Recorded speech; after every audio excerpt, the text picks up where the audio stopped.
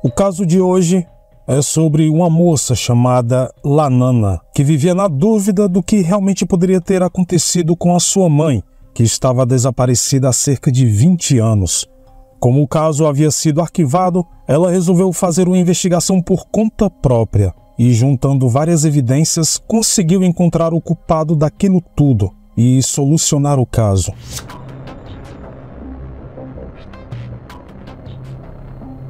Marlene Major nasceu em 7 de dezembro de 1954, em Lincoln County, Kentucky, e era casada com um homem chamado Bill Major, que nasceu em 6 de janeiro de 1944 e trabalhava como reparador de automóveis. Marlene e sua família moravam em Verona, no Kentucky, e como lá era uma cidade muito pequena, qualquer notícia se espalhava rapidamente. E foi justamente isso que aconteceu quando Marlene, de 25 anos na época e que tinha 2 filhos pequenos, simplesmente desapareceu. O marido dela, Bill, disse que no dia 11 de outubro de 1980, ele e sua esposa discutiram e que ela estava com muita raiva e por isso entrou no carro e foi embora. Ele disse também que posteriormente pegou o seu carro e passou a noite inteira dirigindo por vários lugares procurando pela esposa, mas não a encontrou. Bill e Marlene já estavam casados há 9 anos e para as pessoas que os conheciam, eles pareciam um casal normal, mas há rumores de que Marlene estava tendo um caso com um homem chamado Glenn St. Hilary. Glenn trabalhava para o marido de Marlene e ele morava em um trailer na propriedade do casal. Porém, também havia rumores de que Bill também se relacionava com outra mulher. Os investigadores questionaram os 2 homens e eles negaram qualquer envolvimento no desaparecimento dela e que não faziam ideia para onde Marlene teria ido. Os filhos do casal, Lanana, de 4 anos, e Donald, de 8 anos, disseram que não viram e nem ouviram nada fora do comum, pois estavam dormindo quando a mãe desapareceu. O carro dela não estava em casa, mas uma coisa que era muito estranha era que Marlene havia ido embora, porém, não havia levado seus itens pessoais, suas joias, carteira de motorista e outros documentos que ficaram na casa. Investigando a residência e o trailer de Glenn, os policiais não encontraram sinais de luta e a explicação que Bill deu para os seus filhos foi de que sua mãe os havia abandonado, que ela tinha fugido e que não se importava mais com eles. Lanana, a filha mais nova, disse mais tarde que ela e seu irmão acreditavam que era realmente isso que havia acontecido. A polícia procurou insistentemente por Marlene, mas os esforços deles foram em vão. Posteriormente, Bill e seus 2 filhos se mudaram para Rhode Island, onde os pais dele moravam. Um ano após o desaparecimento de Marlene, Bill se casou novamente com uma mulher chamada Pauline. Glenn ficou em Verona e conseguiu um emprego em uma fábrica local. Os anos se passaram e os irmãos Lanana e Donald cresceram, pensando que a mãe deles os havia abandonado. Bill havia se tornado um homem abusivo. Lanana se recorda de um dia em que ele bateu tanto no irmão dela que ele não conseguia nem se levantar do chão e que parou de ir para a escola por algum tempo devido aos hematomas. Bill ameaçava as crianças de morte, até que um dia, por não aguentar mais aquela situação, Lanana e Donald tomaram coragem e contaram tudo para a madrasta deles, falando que seu pai os abusava sexualmente. Então, essa nova esposa do Bill, que é muito corajosa por sinal, denunciou o marido para a polícia e pediu que ele fosse preso. Lanana relata que se lembra do olhar de seu pai antes de entrar na viatura policial e que ela estava com tanto medo que orava para Deus para que seu pai ficasse preso, porque ela sabia que se ele saísse da prisão, iria matá-los. Bill foi condenado a 15 anos de prisão e as crianças passaram a morar com a avó materna. Em certa ocasião, Lanana resolveu perguntar à sua avó se ela sabia onde sua mãe estava. A avó dela ficou em silêncio por alguns segundos e então ela respondeu que suspeitava que a mãe havia sido morta por Bill.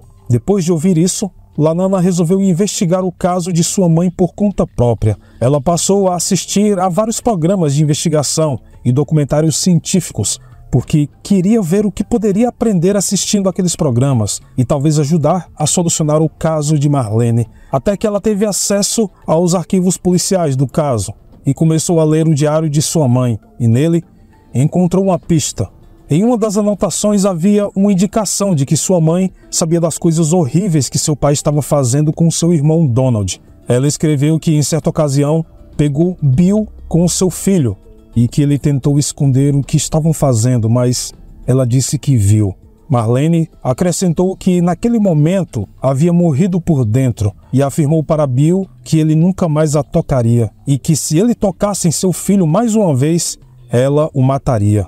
Marlene não conseguiu contar aquele segredo horrível para sua família, mas havia registrado tudo em seu diário. O diário também mostrava que ela estava considerando se divorciar do Bill e que ela o havia ameaçado, dizendo que se ele não assinasse os papéis do divórcio, contaria para a mãe dele tudo o que sabia. O homem disse que preferia morrer do que deixar a sua mãe descobrir tudo aquilo, e por isso ele assinaria os papéis. Ela tinha certeza de que nenhum juiz daria a custódia dos filhos para Bill. Lanana decidiu entrar em contato com as pessoas que conheciam sua mãe na época, e foi quando ela conseguiu falar com Glenn, o suposto namorado de Marlene. Glenn afirmou que Bill ameaçava a esposa diariamente e que ele dizia que se ela fosse embora e levasse seus filhos, era uma mulher morta. Bill também dizia que sabia cometer o crime perfeito. No meio da investigação particular, Lanana descobriu que, um ano após o desaparecimento de sua mãe, um caçador encontrou um crânio humano em uma área rural, aproximadamente 1,5 km de sua casa. Mas quando ele foi encontrado, já estava muito degradado para uma análise de DNA. O crânio também não tinha dentes e nem mandíbula, por isso não tinha como fazer comparações dentárias. Mas Lanana estava convencida de que aquele crânio era de sua mãe. Ela decidiu fazer uma busca pela área por conta própria e chegou a cavar vários buracos, mas sem sucesso. Apesar de se sentir frustrada, descobriu algo que voltou a lhe dar esperanças. Ela descobriu que havia novos testes forenses que eram capazes de identificar aquele crânio misterioso. Nos últimos 20 anos, esse crânio havia sido mantido no consultório de um médico legista. Era apenas o topo do crânio, na verdade, sem rosto e nem mandíbula, e bem no meio dele tinha um buraco de bala. O médico legista determinou que essa bala havia entrado pelo rosto e depois subiu pelo topo do crânio, e 3 tipos de armas poderiam causar aquela lesão. Uma dessas armas era uma pistola 9mm, o mesmo tipo de arma que Bill possuía. E mais, aquele crânio era de uma mulher de aproximadamente 30 anos. Ao que tudo indicava, alguém tentou evitar a identificação, cortando deliberadamente a mandíbula do resto do crânio. Mais de 20 anos havia se passado desde que Marlene desapareceu, e nesse período houve um grande avanço nas ciências forenses. Eles encontraram uma maneira de extrair DNA daquele crânio e assim identificar a quem pertencia. Mas o procedimento era muito caro. Na época, custava mais de $20 mil. Alguns funcionários de um laboratório em Kentucky decidiram pagar por esse novo exame, vendo a determinação de Lanana. Esse DNA, chamado mitocondrial, é passado apenas da mãe para o filho e, por isso, todos teriam o mesmo tipo de perfil. Quando o DNA do crânio foi combinado com o DNA da Lanana, a combinação deu exata. Lanana disse que nesse momento a sua vontade era sair anunciando nos jornais de que sua mãe não havia abandonado os filhos, mas que ela teria sido assassinada e que o diário dela sugeria o motivo. Ela estava determinada a levar o seu pai para a justiça. Os promotores acreditam que, depois de descobrir a verdade sobre o seu marido, Marlene passou a considerar o divórcio e o ameaçava, dizendo que contaria tudo o que sabia se ele ficasse em seu caminho. Conforme indicava o diário da mulher, esse provavelmente teria sido o motivo para Bill ter tirado sua vida, usando sua arma. Depois, ele a cortou, removeu todos os vestígios de identificação e os investigadores acreditam que ele enterrou os restos da mulher em vários locais diferentes. Depois, eliminou a arma e empurrou o carro dela no rio Ohio. E assim, ele pode dizer que a mulher simplesmente foi embora. Ele também tirou os dentes e a mandíbula de Marlene, mas não poderia imaginar que 20 anos depois a ciência seria capaz de solucionar aquele crime com apenas um pedaço do crânio. Bill achava que tinha cometido o crime perfeito. Para ajudar ainda mais nas investigações, o próprio pai do Bill, avô de Lanana, resolveu ajudar. Ele disse que durante uma conversa que os dois tiveram 5 anos antes, Bill acabou confessando tudo para ele. e que neste momento ele disse que não queria ter nenhum tipo de contato com seu próprio filho. O homem deixou claro para a polícia que estava disposto a ajudar em tudo o que eles precisassem. Então, ele aceitou colocar um gravador em seu telefone e ligar para o seu filho, e assim tentar uma nova confissão. Bill acabou falando tudo novamente para o seu pai e se incriminou.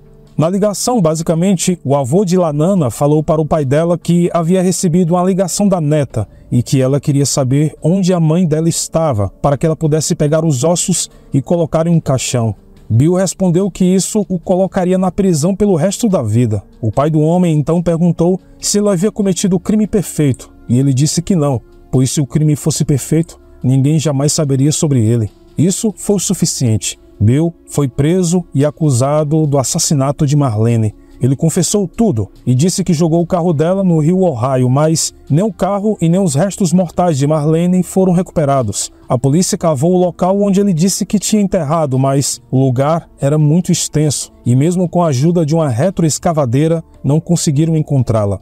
No rio, com a correnteza, eles também não conseguiram encontrar o carro, principalmente por ter passado tantos anos. No tribunal, o júri levou apenas 43 minutos para declarar Bill culpado de assassinato em primeiro grau. Ele foi condenado à prisão perpétua. Depois de 20 anos do desaparecimento de sua mãe, Lanana resolveu fazer uma investigação por conta própria e colocou seu pai, o assassino, pelo resto da vida na prisão.